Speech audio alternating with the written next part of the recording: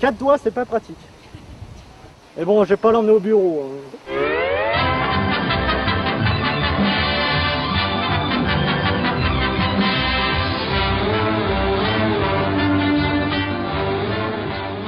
Le mouvement Furry a commencé à exister au début, voire au milieu des années 80, avec l'arrivée de la plupart des dessins animés, justement, avec assez cartoon. Je pense au dessin animé Robin des Bois, qui est quand même une grande partie avec des personnages anthropomorphiques. Et justement, l'engouement est devenu de plus en plus grand au point de créer, on pourrait dire, une sorte de communauté. Je voulais toujours être comme le coyote, justement, on voit le coyote des Looney Tunes, de Bibi et le coyote, qui est justement en train de dessiner des plans mécaniques, etc. Maintenant, aujourd'hui, je suis dessinateur mécanique aussi, donc j'ai suivi un peu sa trace.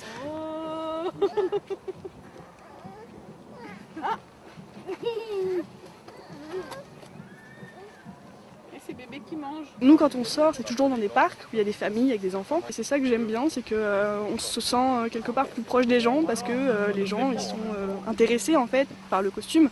Donc ils viennent, ils posent des questions et je trouve ça vraiment très sympa de voir que les gens sont intéressés par ce qu'on fait en fait. Est-ce qu'il est beau? Il y a un genre de challenge, c'est que plus on réussit à faire le personnage, c'est-à-dire à faire oublier que c'est quelqu'un qui porte un costume, plus ça va être intéressant pour eux et rigolo pour tout le monde. Selon les âges aussi, les enfants effectivement c'est rigolo. Plus ils sont petits, moins il faut leur faire peur, donc il faut se baisser, tout ça. Quand ils sont un peu plus grands, il faut être copain avec eux. Et il y a un âge aussi où ils s'amusent à taper le costume pour le tester.